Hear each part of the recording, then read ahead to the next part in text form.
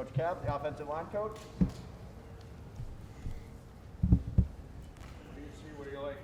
What do I see? What do I like? That's a great question. I see, first of all, just what they were able to do in the weight room this summer and off season, and actually getting a chance to meet with these guys, as opposed to this time last year it was chaos. And so you see an understanding of the scheme. And so now we're able to kind of move into understanding what it takes to be a physical offensive line, just the mentality, the effort, all the things that go with it. So it's still an up and down process, but you're seeing flashes of it. So now it's about that consistency. We saw out there AJ working at left tackle and Forrest at left tackle. Is that kind of a situation where it's in flux, or do you want to give guys some experience, or do you feel like one's more comfortable on the other side? I think right now that's going into camp as a starting point, and both those guys can play on both sides, and Jarvis can play inside and outside. And so at the end of the day, you're really looking for that combination of the best five. So Jarvis gives us some flexibility with that, and with those tackles being able to play both sides, it also adds flexibility for that. So it really, it kind of increases your competition. And, I'm hoping with the group we have and some of the veterans we have back, we're going to be able to rotate some guys in this season. They don't always like that, but, if you're going to play 40 snaps instead of 70, then you can play at a high level 40 snaps. That's a plus for all of us. Chris, the center spot, I wonder, too, is visible like that. I mean, Matt Allen coming back for a 6th year. I don't know if we all exactly saw that coming a year ago at this point. Between him and Nick Samac, is that an even battle, or does Matt have the edge of the division? Where would you kind of gauge that right now? It's a really good battle right now. They both have their strengths, right? And I don't want to say weaknesses, but things they're working on. Matt's more of a veteran. Nick had a year under his belt. Nick played a little bit the year before, but Matt's been around for a long time. He's got brothers that played here. He's got a brother starting the NFL.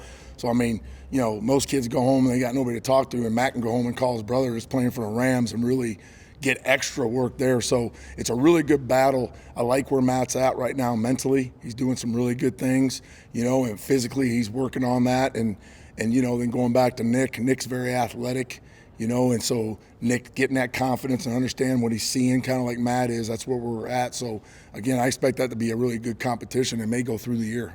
You were really calling guys out today on their technique, but you told them that you had to do that because you wanted to hold them accountable. And so how did they respond to that, and just more of your mindset behind it? Yeah, that's not new, so they're used to it now, right? So they know that I'm a little different off the field than I am on the field, just like they have to be, right? You can only play this game one way up front, and there is no plays off up front, right? It's not like you're on the outside and they're going to run the ball the other way and you can kind of coast or something. Everybody's got a critical role in every play. And so it's really, I always talk about like mental warfare in the sense that you have to push yourself every snap, and it starts in drill work.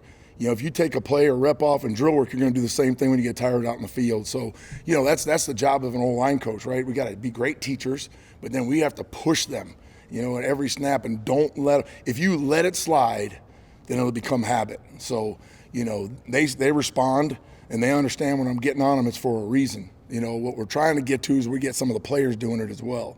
Don't be just a coach-led group, let's be a player-led group, and then we're going to really have something. We're going to talk about the starting five when the 2 deep comes out. Is your philosophy to keep guys fresh, to interchange, and rotate 6, 7, 8 guys? Well, first of all, you'd love to be able to play more than 5 guys if it's warranted. So you got a backup that's even. You want to be able to play with both those guys. They got to know that, that's going to have guys practice harder also. And, if there's a little bit of a drop-off, then maybe it's 60-40, 70-30. But if there's a major drop-off, you're going to play the starter. You're going to ride him till you have to.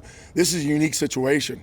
With the COVID year, we have 9 guys in our room, if you count Horace, that have started games.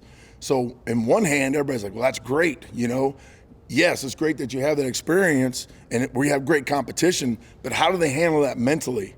Because at the end of the day, there's only going to be 5 that are going to walk out there for the first snap against Northwestern. So there's going to be 4 guys that pride's going to be hurt. So they have to understand that they're competing against the defense every day. They're not competing against each other. And at the end of the day, who moves in the best and who stops in the best is going to get on the field. And if they keep that mindset, then I think we're going to be in good shape. Last year you had 5 guys start the last 5 games, which is rare because that's why you have all that experience, because of all the injuries. Right. How much do you feel like the strength and conditioning piece over the course of the last year has built maybe the endurance and durability of you guys? That's the big part of what Jason, Coach Novak, and that crew does. You know, it's more than just the power aspect of it. You know, Coach Berghardt and the science part of it. It's, you know, the kids, you know, sometimes you have a great lift, you're tired and sore, right? And that's fine sometimes, but ideally they want to feel better when they leave the weight room or at the end of a phase, and you feel that way and they're saying those things. So I think that's going to pay off. That's going to be big because last year you didn't have that, right? So that's going to be huge for us. Last year we were watching guys lifting water jugs and cinder blocks at home, you know, so but we're not the only ones. So everybody's going to be better. So we got to understand that as well. What do you see from Ethan Boyd, the guy from East Side? Oh, What are you thinking of so far? Ethan, you know, he's a freshman, so, you know, man, he'll show a flash or two where you're like, boy, you know, he's going to help us someday. He's going to be really good. And there's other times that, you know, he looks like a freshman. And so, you know, I think getting used to even how big he is, you know, and understanding, I think in his mind, he's got to understand that he can be more dominant than he even is right now. And I think once that clicks and he has that confidence, he's going to be in good shape. What are your thoughts on Jared Forrest? Has he been the player you're expecting to get out of the portal? Yes, you know, he's done a really good job. He's got an intensity to him. He's got this will to finish that not a lot of people have. You've seen it on tape, and you know, it's hard because you don't want to take that away from him, but you got to practice a certain way, right? And so you got to take care of your teammates. I mean, we got to be physical, go hard, but we don't need to be on the ground. We don't need to fight every other rep, you know. So he's done a good job of you know, controlling that, but you still see that will to want to finish and go through the whistle. So there's some minor things we're still working on, like every old lineman, but he brings something to the table that we were really counting on. Chris, what about Spencer Brown? Where's he at in this path? Is he a guy you'd be comfortable throwing in there on a Saturday at this point? He's definitely shown improvement. You know, I'd say with Spencer, it still comes down to that consistency. You know, when he gets tired, are you a liability or can you push through it, right? So that's the biggest part. It's trust.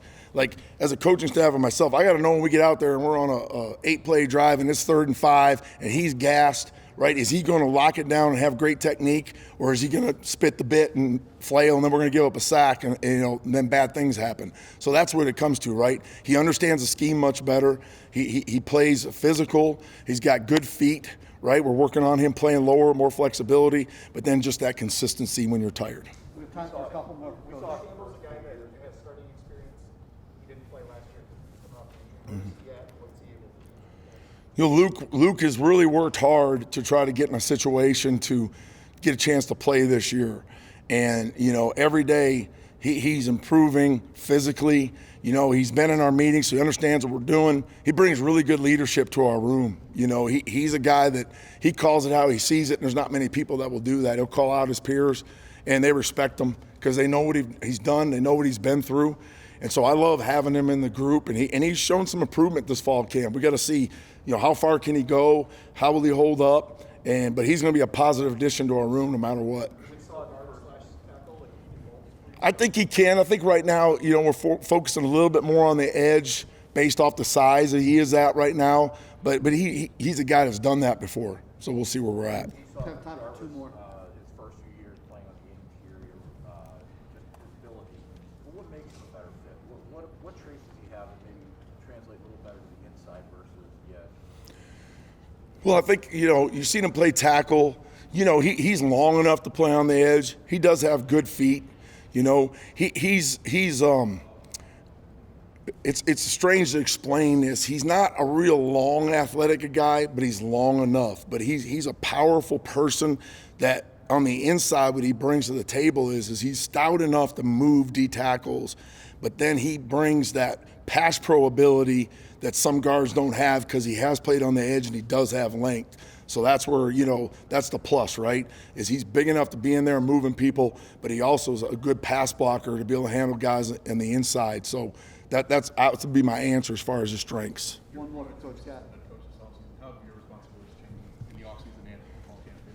You know, not dramatically. You know, it's do what I do. I think the biggest thing is I'm involved with, you know, some meetings that maybe I wouldn't have been involved with Coach Tuck, and I really appreciate his trust in me. And so I may be a sounding board for him on some things. and I feel comfortable. I can go to him if there's some things I see. But for the most part, my day-to-day job is about trying to coach this O-line to be the best O-line that they can be. So, there's little things here and there. Probably more in the off-season affects me more than in season. All right, thanks, Coach Cap. All right, appreciate it. Nice job, Coach. Thank you. All right,